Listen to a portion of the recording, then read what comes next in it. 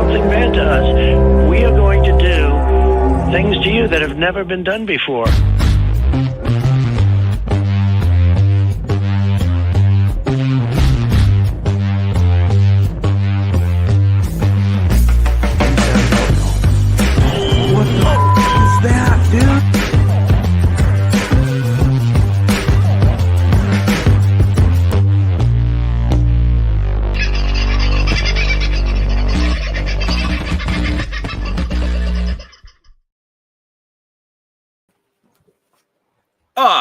Gee, that's gone well. Hang on. I'll be back in 1 second.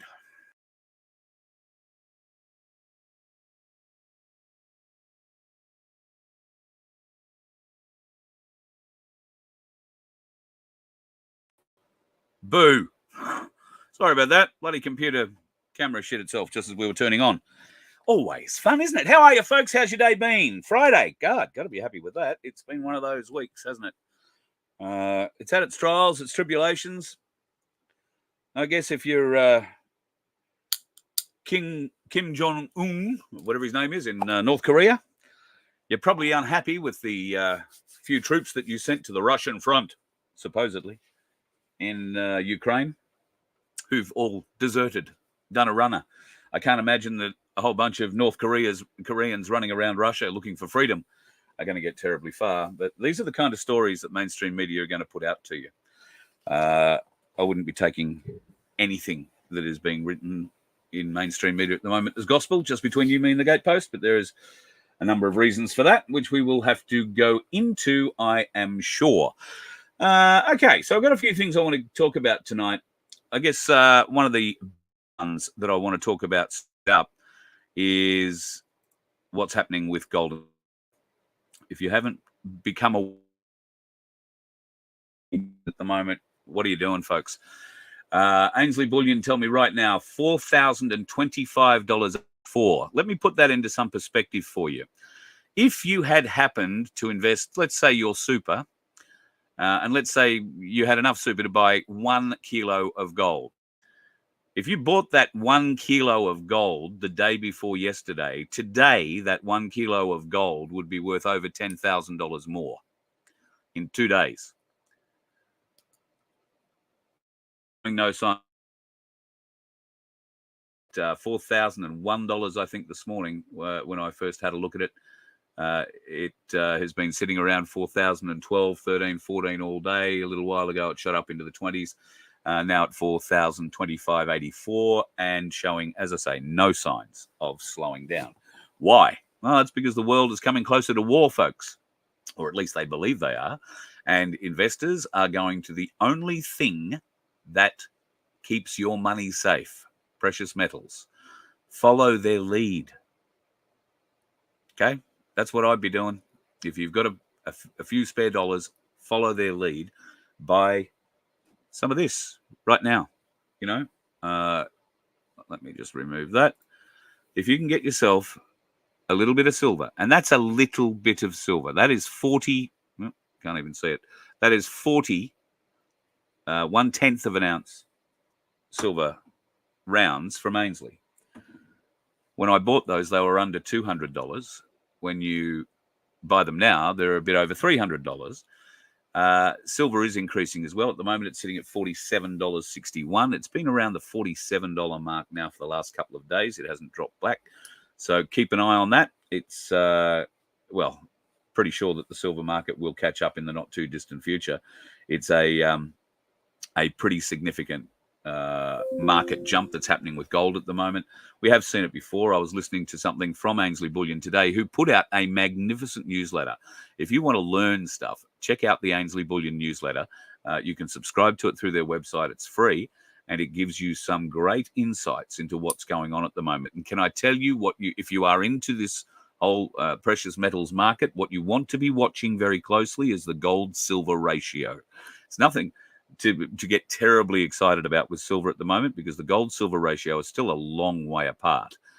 But they're going to be coming closer together. Watch that gap. When that gap starts to narrow, your silver is going to be starting to go through the roof. It's not too far away, I suspect. Now, I guess we'll take this opportunity, as I can see my guests are getting impatient, or at least one of them is. I'll introduce Darren Bergwerf to begin with. Good evening, buddy. How are you? I'm good, Carl. How are you, mate? I'm actually just If texting Becio in the background. Yeah, if you could see what the impatient woman on the other side is doing. Hang on, we'll bring her. I know what she's doing. I thought you were going to do a strip tease there for a minute. Get out of here. No. Happy Friday. Happy Friday. How are you guys? Good, thank Very you. good. How are you?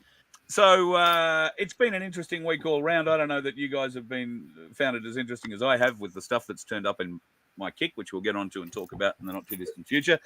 But Darren, you've had an interesting day. I see you've taken off the fluoro tonight. Yet means you've been somewhere special and important, and probably done something equally as important. Would I be right in saying that?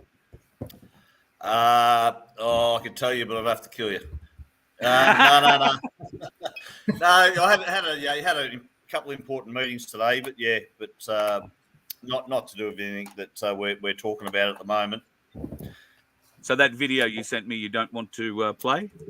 Oh yeah, can do. That was a couple of days ago. That was out the back. I took the opportunity. I've printed out the Russell Broadbent 20th of September and the 25th of September, the 10 pages. I've printed out about 10 of them. So I had one in my car, and I actually noticed the federal member that I ran against in the by-election back in March was in Thompson Street out the back, going to one of the local stores, so doing a camera shoot and a thing. So I raced back and got my documents, and waited for her to come out of the building, and walked down the footpath with her, and basically served her the 10-page Russell Broadbent document, explaining to her what's going on with the vaccines, what happened at Port Hedland, and the fact that she's got a fiduciary duty as a public servant to do something about this and serve this document on Anthony Albanese. Certainly, yeah. How did she take that serving of the document? With a smile. But whether they do anything with it, they're always kind of friendly. And she took it. I think it was her son walking with her. He shook my hand, and I kind of turned around and walked back. It's a bit hard when you're walking along, but I wanted to do more and say more. But look, I got the message across. I got the document handed to them. I've emailed it already to all of my. Well, they're not mine, but all of the councillors on the Frankston City Council, and had it with the guys. And I've also sent him the information about the lady over in New Zealand, Janine, who's done amazing work. And I've actually printed out her lien that she has over the New Zealand Health Department and various parts of the New Zealand government for 180 million. And this is a real document. This is real in their system. She's followed the letter of the law all the way through with her affidavits. So there's a lot going on around the place at the moment. And I'm just actually listening to an interview that a friend of mine sent me of Russell Broadbent and John Campbell from England. So John Campbell's interviewed Russell Broadbent. He's been explaining quite a lot about what he's doing, what's going on with the vaccinations, and just how deep the problems are in his community down at Warragul. And around the country. So this is a real golden opportunity, I think, talking about gold, for the people that are in this to get these letters and even give them out to the council workers that are on the streets and explain to them, guys, your councillors are in breach of contract. They've done this, they've done that. Here's the information. You guys should be calling a meeting of all staff that work for the council that were forced into this experimental vaccinate or experimental jab, because you've got a case, and they've got some explaining to do, and you should be pulling them out on it. Why do you think it's now we're starting to see? Because the New Zealand action is, I suppose, working off the back of the whistleblowers expose there for some months ago now about the true health data details that they've collected in New Zealand. We now seem to be seeing actions locally here in Australia as well at a local level. And while we're not going to go into it too much, the Port Hedland Local Council last Friday night made some very significant decisions that will have an ongoing effect to anybody living inside a council area in Australia. Have I overstated that, Darren? No, not at all. This is the game changer. I really believe now this is going to be front and centre. You've already seen the Western Australian Premier come out and basically put his hand up for the high jump by trying to squash exactly the truth. And anyone that's still trying to stand in the way of the truth now, they're it's lunacy as far as I'm concerned. But the reason it's taken so long, I guess, is that we've known all the way along, but unless you've got data, facts, and figures, you can make as many claims as you like. And to do it properly, like Janine's done, she's done it all incognito, no publicity, nothing, right until the very end, where she's just about got the job done before she's actually gone public. So, we're very quick to go public and rant and rave, and I'll put my hand up for that. And we know, but knowing and proving are two different things. But I think there's enough evidence now, and it takes a long time to collate that evidence and put it all together in a proper way. But there's so much. There's another Dr. Philip Altman that I've got at the moment, and here's a 19-inch clot that they're talking about now as well, which is part of what's going on. And they've even got a name for it now. What are they calling these things? It's a Hirschman clot. And the group of scientists can't work out what it is. It's not blood related, but these are the kind of things that embalmers are pulling out of people's bodies after they've deceased and they've had autopsies done. So there's just a litany of people now willing to come forward, because it's not a fringe kind of conspiracy theory anymore. It's the more people that come forward, the more people will come forward. The good thing about Becio. that, Jamie, is she's going off passion too, Daz. So she lost her daughter. So she's got that fire in the belly where she doesn't care anymore. She's getting death threats and everything. So she's ready to watch them crumble, basically. She's an incredible lady. Oh, that story, she's going to go down as one of the biggest warriors of this as an individual effort, what that lady's done. That 90-minute interview that I watched a week ago just blew me away. I've shared it everywhere. It's a really inspiring story by one lady, and her efforts and what she's done is phenomenal. Becio, what is happening in the Truthseeker TV side of world at the moment? What are you hearing about these sort of actions that are taking place? Are you well, actually, probably what's better, something for both of you being Victorians, which has just popped into my head. Dan Andrews has apparently been awarded some new job to do with mental health in Victoria. I know. I cannot believe it. Does he have a qualification in mental health now? Does he? Or well, he's fucked in the head. Yeah, that's about all that he is, isn't it? I wouldn't want him anywhere near my youth, anywhere near children. Like, how ridiculous. No, I mean, let's be honest. The last time he was anywhere near somebody else's child, he got hit by a car. Exactly. Which Dan may well have been driving. He did the old more than likely. I would have thought. Yeah, it does seem. Actually, that's just one of the many options of the bronze statue of Dan Andrews that's going around down here. Is a car bingled up with a bicycle stuck on the side of it. The stairs. On the stairs, chipping down the stairs. Yeah, pile of shit. There's quite a few, actually. I'm just glad they've given people in Melbourne another place to go and have a shit. Yeah. It's the same shit here. It's exactly the same stuff.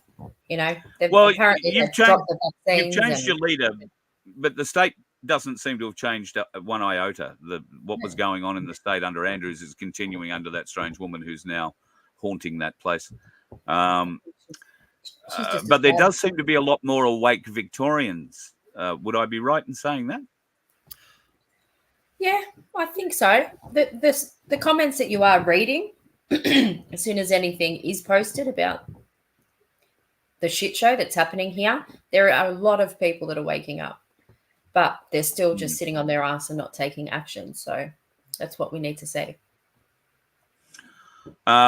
I think there is more people willing to take action these days. I know in Queensland, more people,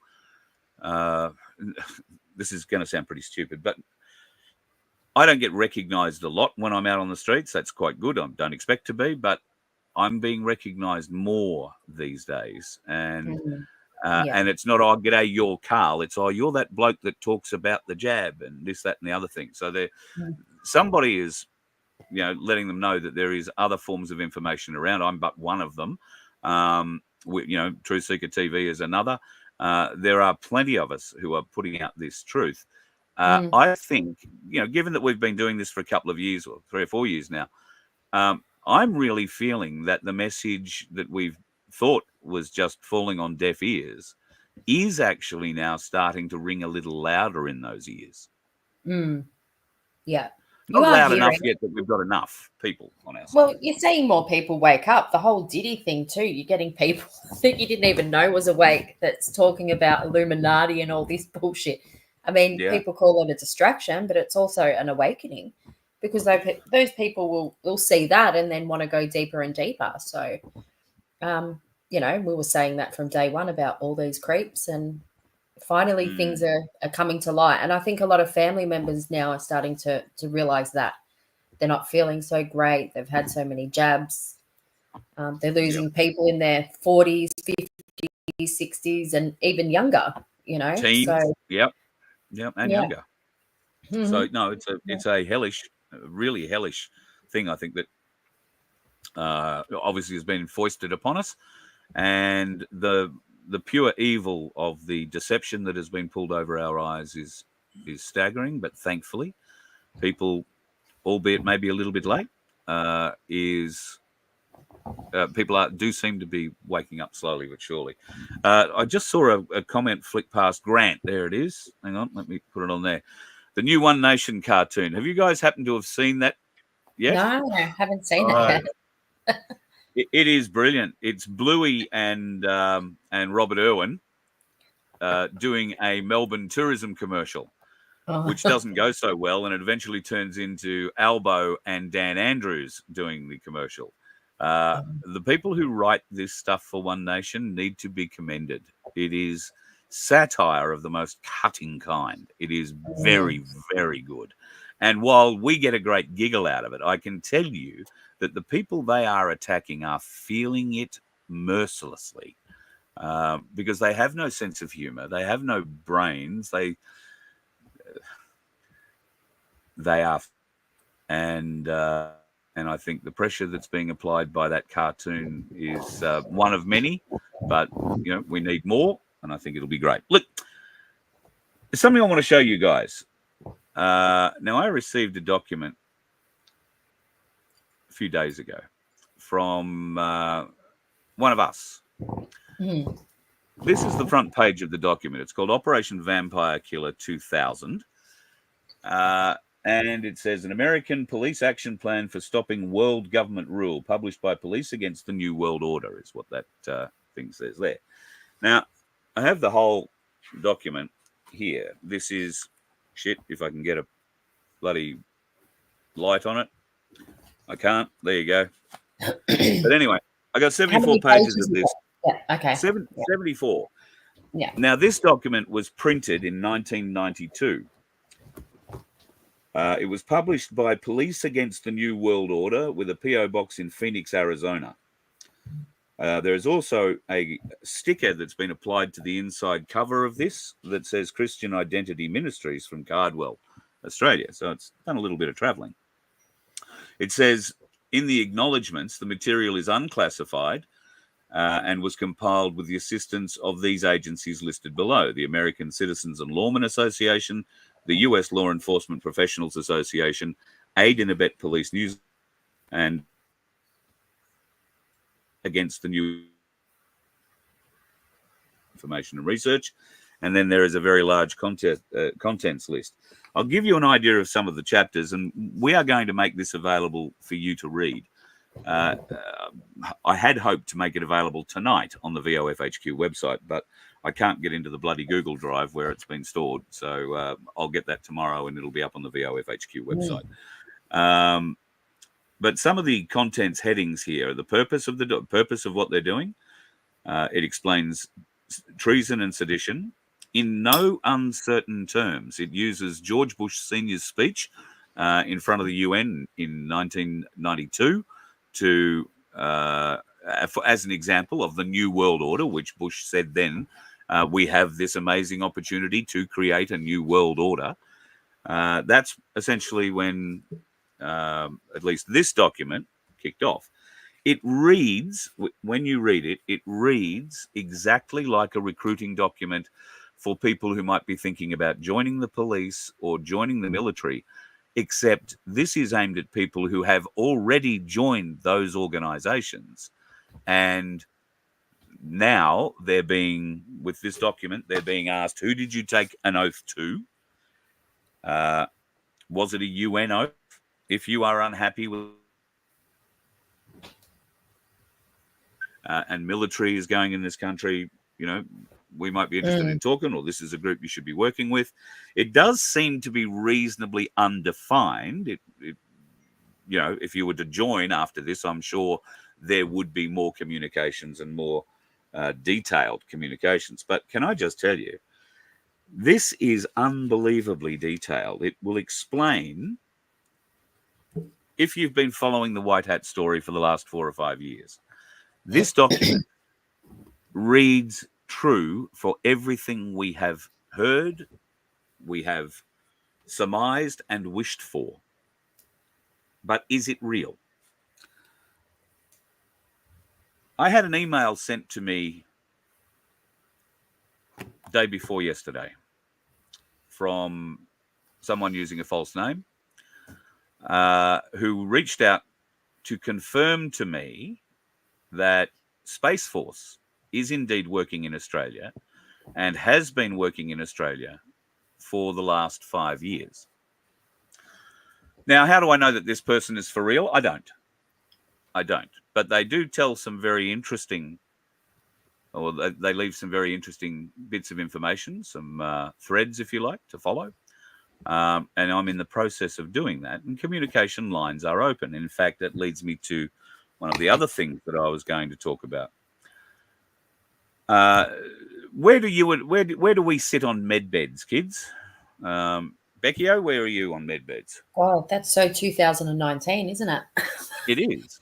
God, I just look.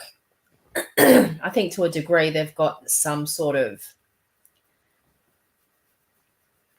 I think there'd be some sort of bed there that they've got, but in a way of, look, put it bluntly, if they did have it, why aren't they using it now on those in need? Darren? That's all I'm going to say. Darren, what do you think, Darren? I actually do believe that there is super technology that's going to be able to heal people. Yeah, 100%.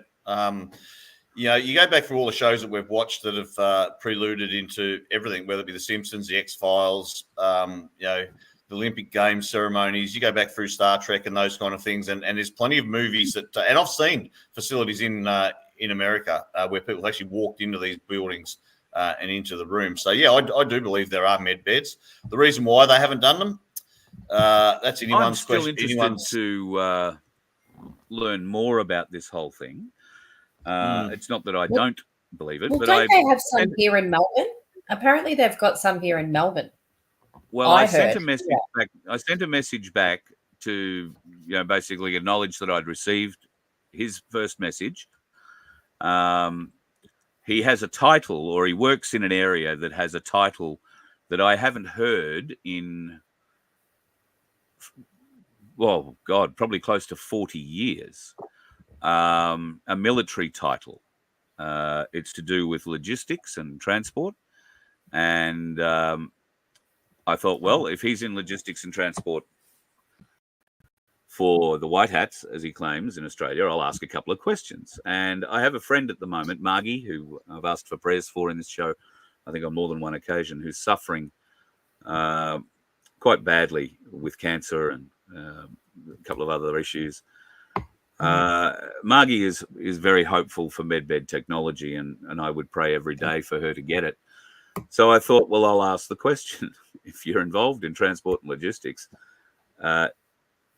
these things have to be transported. These things have to be relocated and moved, and it's a tactical thing. So you can't just, you know, put them on a truck and say MedBeds on the side. So I asked. I said, "Are there any MedBeds in Australia? Are there any MedBeds? Where are we with MedBeds?" I received a reply that wasn't terribly clear. it said that there are no working med beds in Australia. So that indicates to me that there is potential for them to be here, but they are not yet operative. Well, I know that there was one. I think it's like the equivalent to it, and I think a lot of basketball players and someone use it. I think it was a PEMF or something along those lines. So it's basically, it was like a therapy that does exactly the same, but more muscular and for chronic conditions. I think that's what it was. So there's something like that. So that's sort of the next best thing. And maybe they're working off that, seeing the benefits of how that goes. And I know it was breaking up blood clots and all that sort of thing. But yeah, maybe people can look into that. I'm pretty sure it was a PEMF or something. It's like the of the MedBed technology or something like that, from my memory. So, do we think that this is the MedBed technology, or is this somebody, an entrepreneurial type, who has gained access to something that may or may not give relief?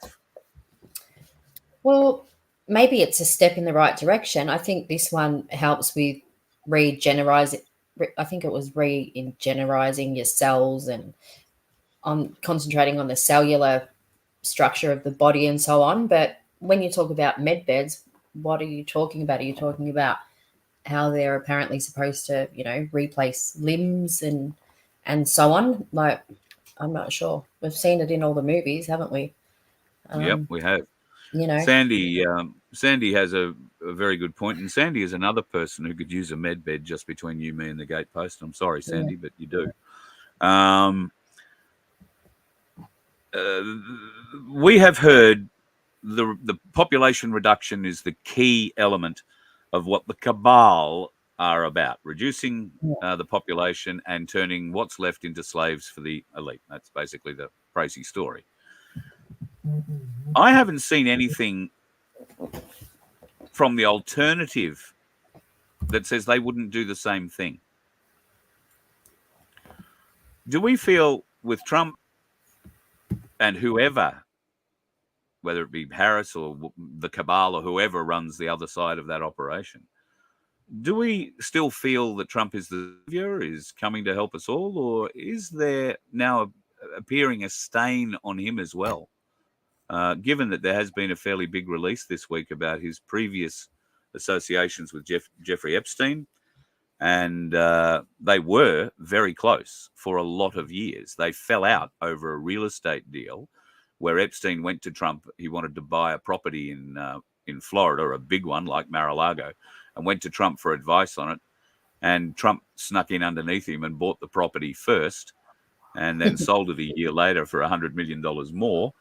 And he and Epstein hadn't spoken since, is my understanding of it.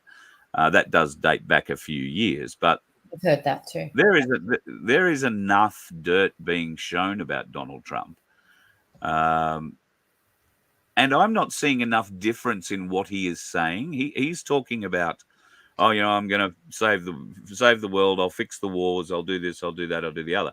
But he is still inexorably moving us towards, or moving the US towards, a digital currency. And with that digital lifestyle comes that control that we're told the cabal are going to exercise over us. So have we really got a two-headed coin here, I think we have to keep it in the back of our mind to say he's not the man that we think he is. But I think everyone has to play a part. You have to get to know your enemy. And I think in regards to the digital side of things, I think we're already there anyway, really. We all transfer digitality. And I just think no one really knows. There's not enough evidence out there.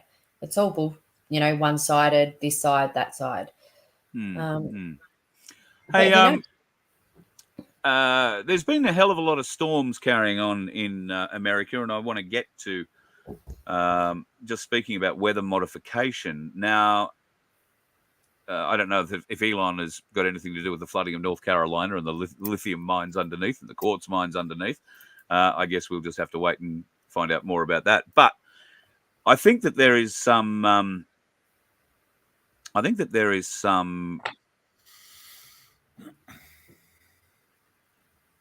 In coming days and weeks, there is going to be something of a.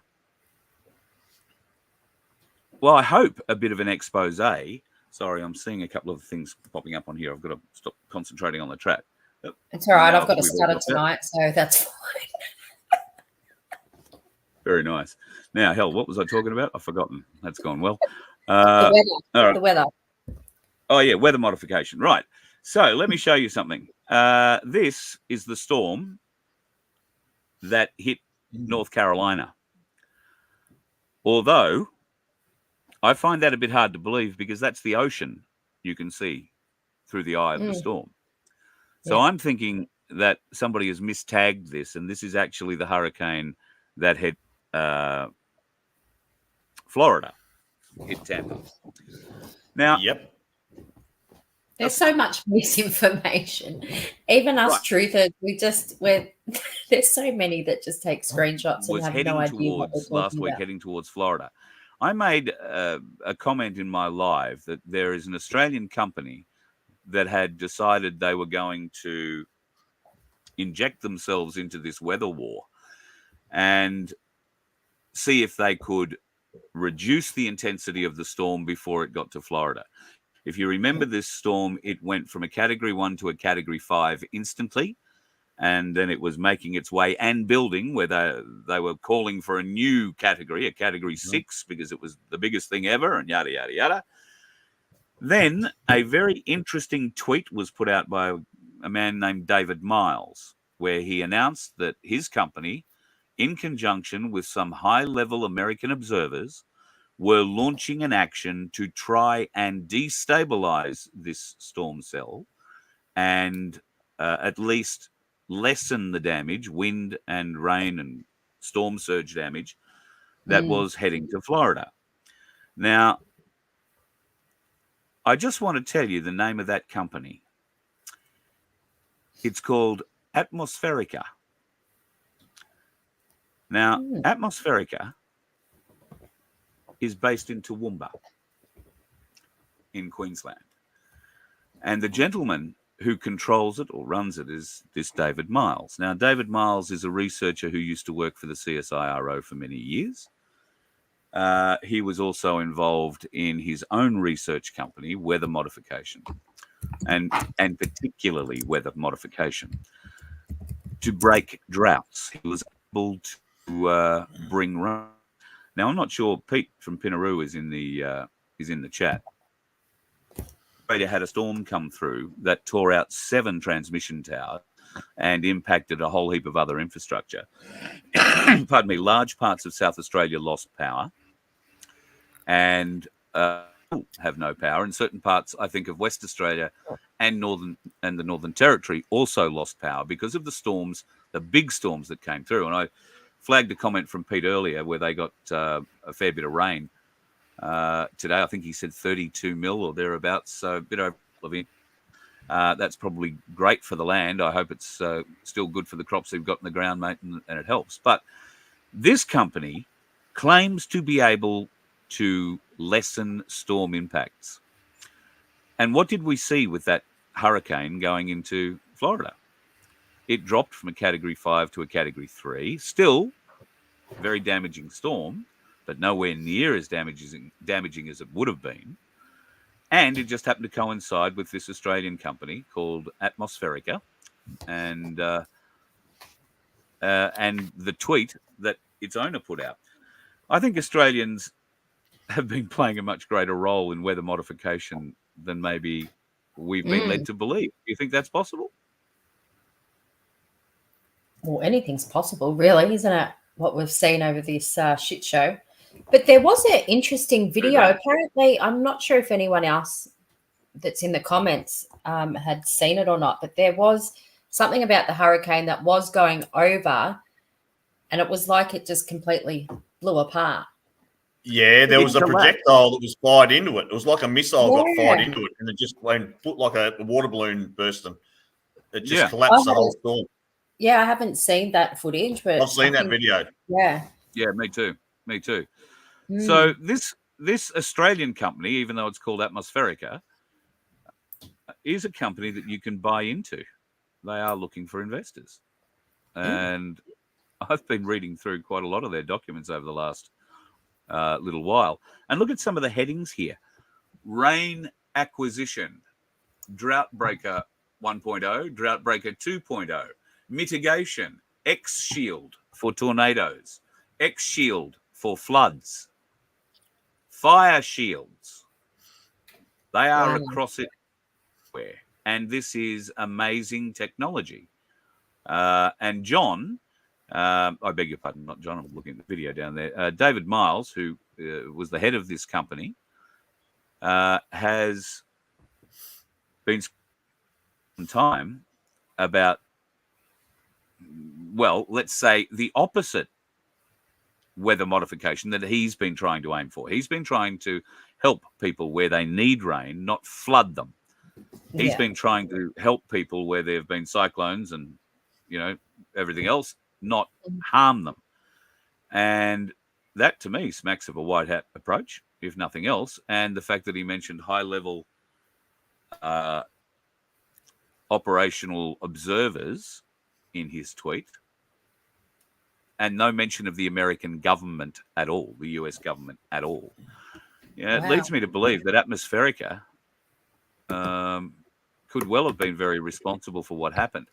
And if you notice, Darren, we've seen that video of the rocket being launched into it, the missile being launched into the storm, and the storm collapsing afterwards. We didn't see that on mainstream media at all, though, did we? No, we don't see much of mainstream media, mate, except for the narrative that they want us to look at. If there was ever a story of Australian success or something that should be lauded, I think, and shown maybe as a white hat example, who knows? I tend to want to lean towards it because we've only seen from the Biden-Harris administration, we've seen very little help going into North Carolina. It took days. They did exactly what they did here in Australia after the fires down south in New South Wales and the floods in northern New South Wales, where the people were getting in and fixing everything until the military arrived or the police arrived, and then, you know, the officialdom kicked in, and all of a sudden nothing happened. People weren't getting helped anymore. A lot of army people standing around except when a television camera turned up, and then they'd be doing something. But outside of that, they weren't doing very much at all. Well, we had that exact same thing, 3 years ago here with the floods down in Melbourne. We had no one come down to help anyone in Moonee Ponds. Yep, very true. So I think that there's, I don't know, I've got a good feeling. And the fact that we are so close to the war, and I don't want to sound excited about war, but, you know, you look at the price of gold, you look at the price of war. Gold's going up. The market is going to have to crash, which will probably dampen the war as well, because a lot of, you know, I think the war and the market crashing are going to happen at the same time, and there'll be so much exposure. I think the war will be pretty short-lived. That's my hope anyway, that we don't wind up with too many in there. But I'm finding it terribly interesting. Every day I'm getting new information.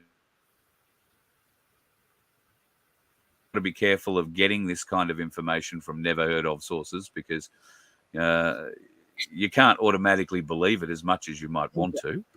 And that's sort of what we try and do. I know Darren and Becio are both dynamite when it comes to researching the information that they're given before they, you know, start spreading it around. So I'm only trying to do the same thing. Fingers crossed we actually do that. Sometimes we get a little excited and want to quickly put it out there. At the end of the day, this gets me to the next point. Are we? Because Darren and you spoke about this yesterday, and Becio, I think you've hit the nail on the head. Are we telegraphing our punches? Well, there's a whole team working at the moment on the next Don't stage telegraph of a punch. of the next stage. No, I'm not. But they're working on part of where all these weather events take place and what the angle is, what's needed to go through there, whether it be a train line, whether it be a solar farm, whether it be a new dam, whether it be a lithium mine up in Asheville, whatever it is. But there seems to be a big correlation now with land grabs in a lot of these places. So look, there's a whole team putting together, collating all the information, overlaying maps, so that when the time comes and people are ready for more information, it'll be there. They'll have a credible story to tell. But that'll happen when it happens. But at the moment, I don't know. I'm in a group chat that 8 people left it last night, and this has always been right up, Ricardo and executive orders and Trump, and they're all having a meltdown. They're all fighting. They're all sick and walking away from all of those people, saying, "Nah, they're all frauds or this or that." And at the end of the day, when we've got some credible news, some real news, like what's going on in Port Hedland. I mean, this is real. This is the stuff that if we're going to be doing something actively in the community, that's the stuff that we should be concentrating on, not the deeper issues. So, but I'm at the other spectrum where I'm more concentrating on moving on and developing what I want to do in the future, rather than it's someone else's job now to pick up the baton, and it's their turn to jump in there and start having rallies or protesting at their local councils and stuff like that, because we've got other work to do. So we've got somewhere to move to once everyone gets on board. So it's a really hard one. I know I've thrown my hat back in the ring because of this, what's going on in Port Hedland. To me, this is a golden opportunity now to really do something constructive in Australia outside of whether Trump's real, whether the white hats are real. It's irrelevant. We're the white hats. We're what's real. This is where we need to concentrate our efforts on us, on what we can achieve, on what we are achieving, and where people are waking up. And to me, this is why I'm actually enthusiastic again, is because I can now see real evidence, real people, real motions, real things starting to gain traction in this country that's going to blow this thing wide open. So, and that's not conspiracy. It's not, deep 32 nation, deep underground stuff. This is real. This is people doing stuff and exposing the system for what it is. So to me, that's where our attention should flow. Yep, 100%. Couldn't agree more. You mentioned a land grab there before. Now, I know being in Victoria, you guys are about as far away from far north Queensland as anybody if you're Tasmanian. However, there is something very, very serious happening lost the north of this country to China. Far north Queensland, north of Cooktown, from Cooktown north, is under siege with Chinese business at the moment. Now, there is a Labor senator, I think she's a Labor senator, Cynthia Lui, her name is. She's half Aboriginal, half Chinese. She is allegedly, along with her father, doing secret deals with Chinese businessmen to allow them into and operate businesses inside and on Australian land. So much so, there is an island just off the tip of the north of Australia called Horn Island. You can see it from Australia's most northern point. Horn Island is now essentially owned by the Chinese in a deal done with Cynthia Lui and her father. They are now pushing for sovereign citizen rights, because the Chinese have been part of far north Queensland's history since, the 1800s, when they were up there digging out the gold like everybody else who came to that part of the world. So I'm Do you not find it funny that they're using sovereign citizens now in things to sort of plant the seed into people and go, what's sovereign citizen? Yeah, they're looking for sovereign citizen status, and the Chinese are claiming that they have, lived on the Cape as long as, or they've been Chinese on the Cape as long as, they've been white fellas. So now the Chinese feel they've got rights to go in and buy, and this is like Chinese, not Australian Chinese. This is, the CCP that is coming in and buying large chunks of far north Queensland. Now, folks, if you haven't watched this show very much, you wouldn't maybe know that I spent some time in far north Queensland in the Palmer River on a gold mine. What is in far north Queensland? The Australian National Gold Reserve. Hundreds and hundreds, millions of square miles of nothing, but underneath it's a lot of gold. You can put an awful lot of Chinese into far north Queensland without being seen.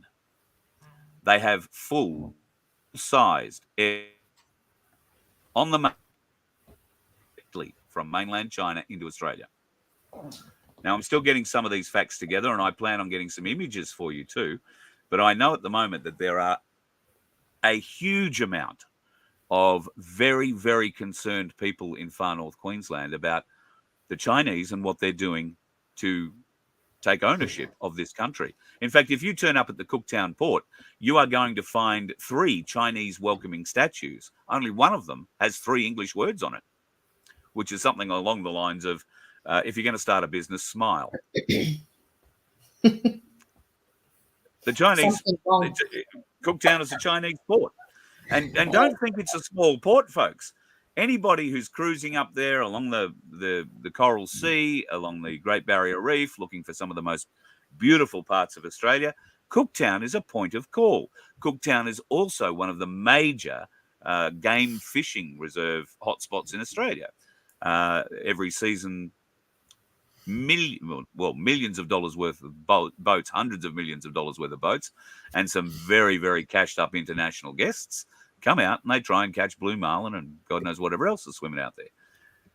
But there are significant concerns that parts of Australia, through Cynthia Lui and her husband, have been doing deals with the Chinese with, one has to assume, Labor Party support, because hard to get a signature on a government document unless, the heads of the Labor Party are getting their kick as well. So, folks, if you know any more about what's going on in far north Queensland, please get in contact with me, carl@vofhq.com. We may not drive up there, but we might fly up and come and have a look and see some of this for ourselves. In fact, I'd like to go to Horn Island. I don't know if it's possible. We'd probably have to fly up, but... What's Penny Wong's role? Is she Foreign Minister? Yes. That's why they're all coming in. But they've been here anyway. They've been buying up all our shit for fucking years, really. I think what we haven't seen is how much of far north Queensland they've bought. They've been able to, and the thing about, I think, the people in far north Queensland are finding is that they didn't know about it. This has all been done, per Labor Gold Star standard, under the friggin' table. Yeah, they're not going to send us a letter and tell us. No, none of that. So that's a significant, I think, story that we should all be following going forward, because if the Chinese do manage to take control and can plant themselves in the Palmer River somewhere in the Australian Gold Reserve, there'll be no more buying gold from Ainsley Bullion. It'll be all coming from China. They'll just ship it straight out to China. It will not be Australia's gold anymore. It'll be theirs. Someone wrote Penny wrong. Who wants to go to far north Queensland? Set up a camp. There's a lot of a lot of wild times in far north Queensland to be had. When are we going to do a bus tour up near the gold mine? Weren't we going to plan a trip up there at some stage? Yeah, and in fact, I only rang Rob the other day to see whether or not he was back from the mine yet. No, he didn't answer, so I'm gathering that he's not back yet. So fingers crossed, they've managed to get their new system working, and they've had a good season. I really hope. You can't contact them while they're out there, so I've just got to wait. I won't be going down in no fucking mind. I can tell you that much. I'll be sitting up top. Oh no, this is all. This is all. It's not underground mining, but okay. Good. That's not to say there couldn't be. There's hard rock on that. There's hard rock mining and gold all through the gold reserve. So you've just got to be wanting to be very determined to go and get it. It's a long way from anywhere, and getting large machinery and all that sort of stuff out there is very expensive, and breakdowns. You blow a tire unless you've got a spare one, and if they don't happen to have that tire in Cairns, it could be 2 weeks before you get it from Brisbane or Sydney. And if that's the only truck you've got to transport your pay from where you're digging it to where you're sluicing it, then you don't make any money for 2 weeks until that truck tire turns up. It's that kind of thing. So, yeah. So with a bit of luck, we'll get a bit of information, further information. And I know the Cairns News are working on that angle pretty solidly at the moment. In fact, Cairns News have opened up a new part of their webpage just for Far North Queensland stories. And there are a lot of Far North Queensland stories that really all of Australia should be very aware of. We all see it on four-wheel drive TV shows and say, oh, yeah, that'd be a great place to go and visit. And that's about as much as we think about it. Well, I urge you, take a much closer look at Far North Queensland and just how much Chinese activity is happening up there, with the blessing of Penny Wong and, of course, Stephen Miles, the porno, what is he, Premier of Queensland. It's sick what they are doing to this country. So, fingers crossed. Well, all the fraudulent invasion that already contracts seems to be happening in this country. all fraudulent I've had contracts will be so many torn phone up, calls from people up north this week about it. They are Carl's just cutting in and out. sorry. I live in that kind of an area. Well, if I'm cutting in and out, it seems like a good place for me to say goodbye. Have you got things you want to add tonight, folks? Becio, you first up. I went to a great presentation last night. This is where I went. Earth Food. Oh, okay, yeah. By Bronwyn Home. She's incredible. So, type it in, her website. Let me put my goggles on. It is yourearthfood.com. She did a presentation regarding all the microbes in our soil. She's got a new liquid that she brings out. She's just amazing. I don't even want to say more, but I will be having an interview with her in a couple of weeks. So, yeah, check that out at Truthseeker TV. Truthseeker TV. And what about you, Darren? What have you got? You're obviously punching above your weight at the moment. You got a lot going on. Oh, mate. I don't even know where to start with all the dramas that I've got coming down on me at the minute. But look, it doesn't stop what the cause is. And to me, at the moment, Dr. Philip Altman and his Substack that I've joined, and the contamination of SV40 and cancer, and these massive white rubbery clots that are in people, and the Russell Broadbent thing. To me, if people are looking to actually keep pushing the barrow along and making headway into, I don't know, maybe pressuring your illegitimate candidates into doing something and being aware and putting them on notice.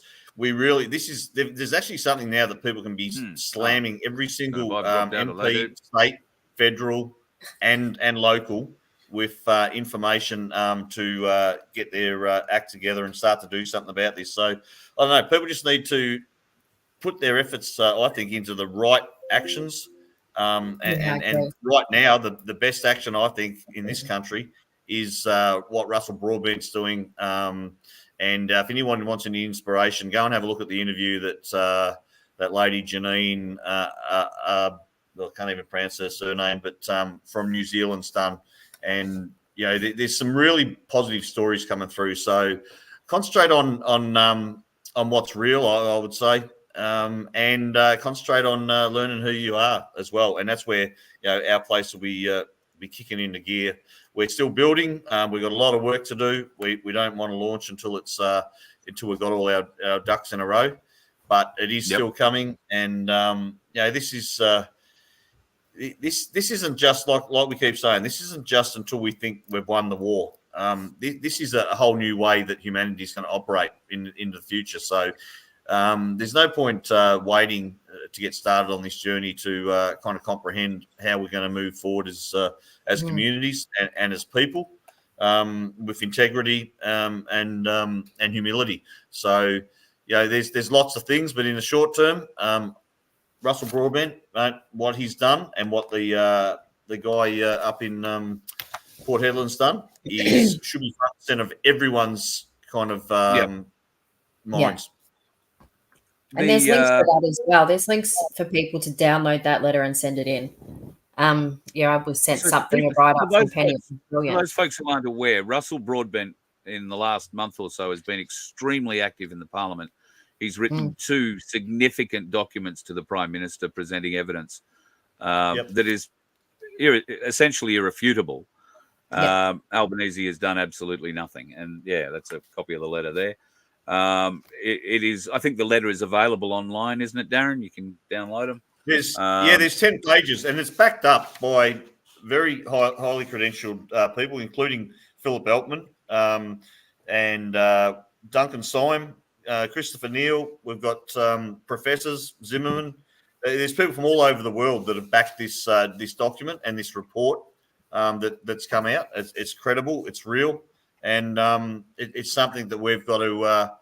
We've got to use this now. And Russell's interview today that John from John Anthony sent me actually with that fellow from England, John Campbell, was really good. He was gloves are off. He's fully one of us, and he's fighting for the truth. And we should get behind Russell Broadbent and what he's doing, and also Adrian McRae up in Port Hedland, and put pressure on our own councils to take similar action, or get this document printed out. I've printed out 10 of them now.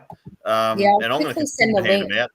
I'll send the link to you, Carl, if you can put it on. Yeah, please. That'd be great. I've just done it in the private chat because I can't add it in the chat here for everyone. It's not. Oh, no. The chat now, folks. There we go. So here's a link to this document. It is 10 pages. Worth a read. Very, very worthwhile reading. Print out a heap and start handing them out to your local council workers. Inform them what's going on. Tell them to go home and organise a meeting of all staff that work for the council and demand some answers from their, from their council executive and councillors. There is another good YouTube that I recommend people to watch too. It's from Dr. What was his name? Dr. Jack Cruz. He's a neuropsychologist and neurosurgeon. Sorry. And he's just red pilling the shit out of people, and especially going down the rabbit hole of the SV40, Darren. It goes for 4 hours, but once you start, it's a breathtaking interview. I think it's one of the best I've ever seen, along with Janie at the moment. I think they're the 2 best things to watch. Well, Dr. Philip Eltman's Substack that I've subscribed to on, I'll get emails from him. I've just printed out 2 or 3 different things off his as well, and he's all around the SV40. Yeah. I'll put a link in before we go. Of how do you spell that Cruz? Jack Cruz. Is that Dr. Jack Cruz? So Kruse. He was on a show with Danny Jones. His name is a guy in the US. Yep. It goes for 4 hours. He talks about this actually. I actually bought one after watching his show. Okay.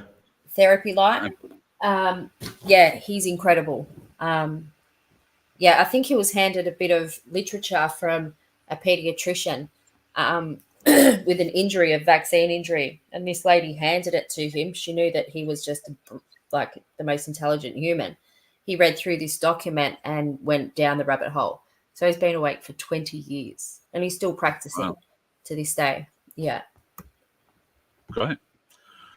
All right, guys, thank you very much for joining us on the Friday Night Free-for-All. Really appreciate it. Darren, great information as always. And Becio, you too. Plus, you're much prettier to look at than he is. So I enjoy Friday nights when you're on. Poor Dada. Oh, I'm not saying he's an unattractive man. I mean, Anna sees his beautifuln't Come on, we've got a bike in our building. He's lucky to have you. She's obviously out tonight and not listening. No. She continually tells me that I'm All lucky right, to guys. have her Thank you very much. We'll talk next week. All right, good on Carl. We'd love to see you again. And Becio, love to the family, love to the boys.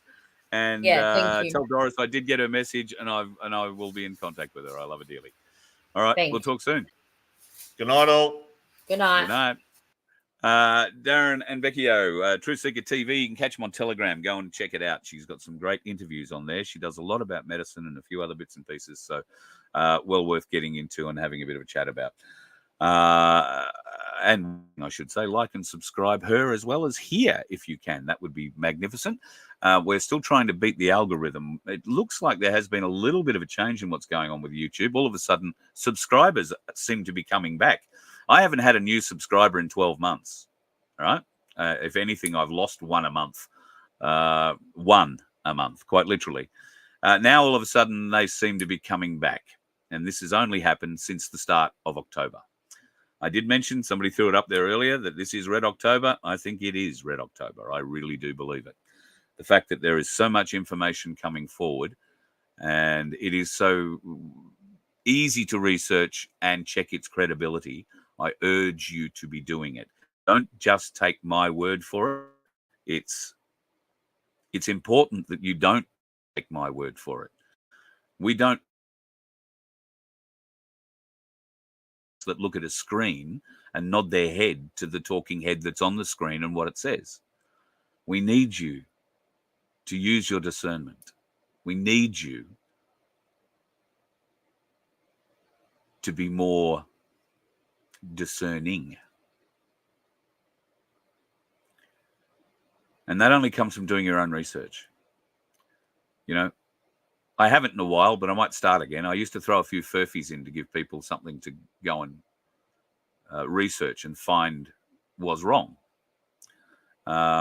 Somebody actually had a conversation with me about that and said it probably wasn't a smart thing to do. But I fought back and suggest that it is, because I'll always tell you eventually that something I've told you wasn't right. But usually I wait until I've had a few emails from people saying, oh, no, I looked into that.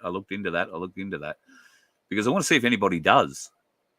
I sit here a lot, reading, listening, watching, and I know many of you do as well.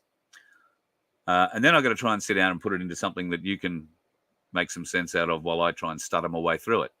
I don't know that I do it terribly well, but I'm trying. And thankfully, you guys are still sticking with me. So love you dearly for that. And I can't thank you enough for the support, personally, financially, and now physically, it seems, because I haven't been near the scales, but I am still losing weight. In fact, next week's going to be a big working week. Manly men doing manly things, lifting heavy stuff and all that. We'll see how I go. Probably break something. I won't be able to. But anyway, we'll have a bit of a play. So, folks, if you can like and subscribe or whatever channel you happen to be watching right now, whether it's a Rumble channel, whether it's a Facebook channel, whether it's a stream on something else overseas, then just like and subscribe. See, particularly on the YouTube ones, if you're watching any of the YouTube channels, that's the algorithm we're trying to break at the moment. If we can break that, I think we can... shock, horror, gasp, might even be able to fund a little bit of this out of there. But I can tell you at the moment, YouTube, if I am to get it, which I think I probably would, I think we're currently, our earnings are in the very small hundreds of dollars.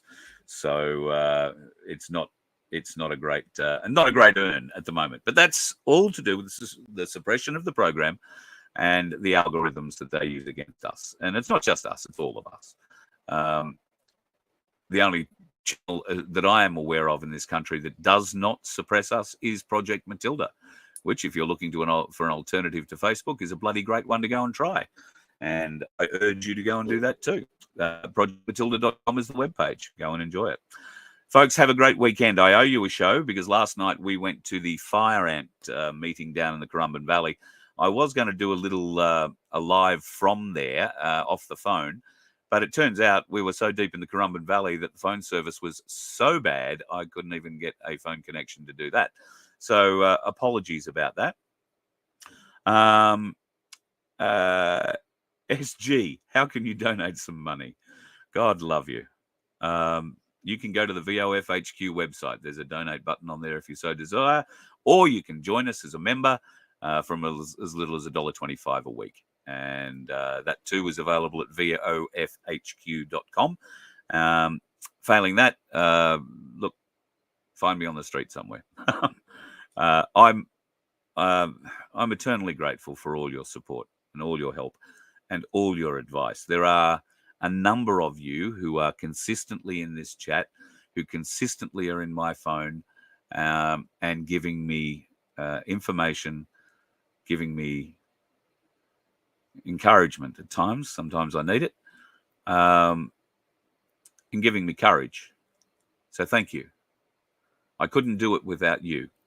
I think those of you in the chat know who I'm talking to.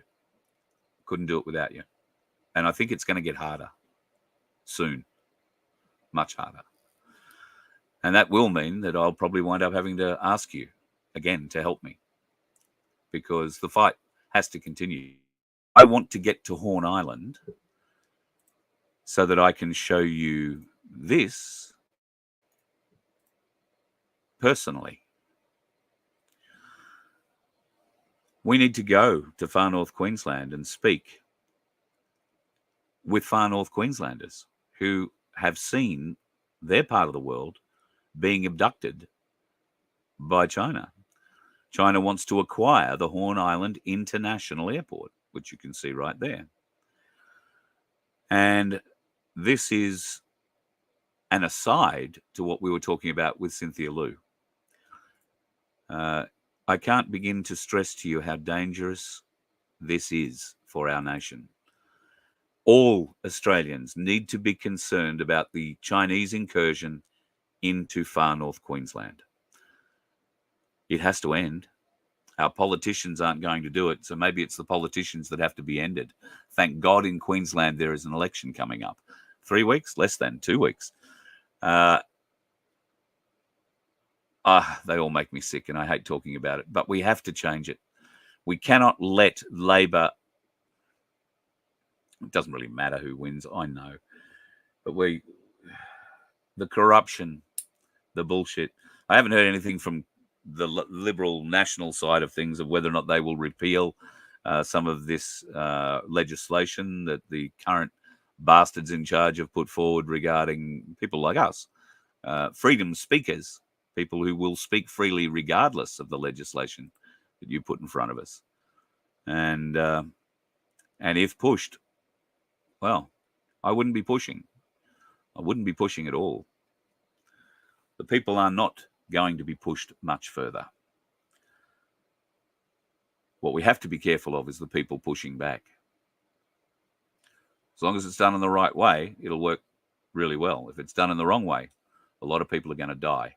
And we need to avoid that at all costs. At all costs. All right, folks. Love you dearly. You will see me over the weekend. I owe you that show. So tomorrow, Sunday, I'll figure it out when there's something decent to talk about. Oh, well, hang on. There is something decent to talk about. When we started this show, do you remember what I told you the price of gold was? I think it was $4,028, $4,027. Right now, $4,041. If you own an ounce of gold, it has gone up nearly $20 in the time you've been watching this show. That should say something to you. Go to ainslieybullion.com.au right now. Buy it online. You'll get it at the price right now.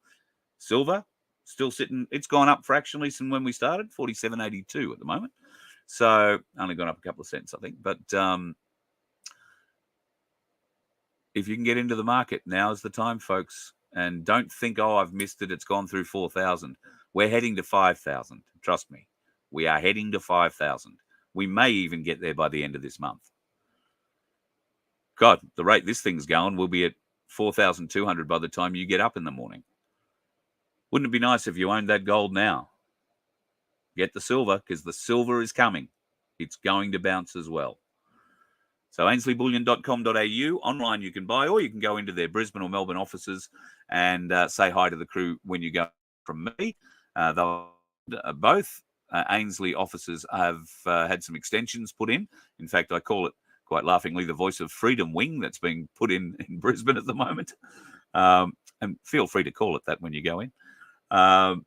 They'll get a giggle out of it. But Ainsley Bullion, certainly one of Australia's oldest bullion dealers. 50 years they're celebrating this year. And I can't recommend them highly enough to you as reputable, wonderful people when it comes to dealing with gold and silver or all precious metals. And they'll give you a discount if you mention Voice of Freedom or my name. So it doesn't get much better than that. Any other bullion company's not going to give you a discount. They will if you mention my name or the Voice of Freedom. So go and check it out, folks. Even if you can only buy one coin a week, buy one coin a month, whatever you can do. But please get into it. Red October could be very good for you. Very bad for many others, but very, very good for you. Have yourself a fabulous weekend, folks. Love you dearly. Thank you for everything that you do for me. And thank you to those of you who lift me up. Because there are times where I need it. And somehow you just know when to come. Come in right at the wrong time. Right in at the right time, rather.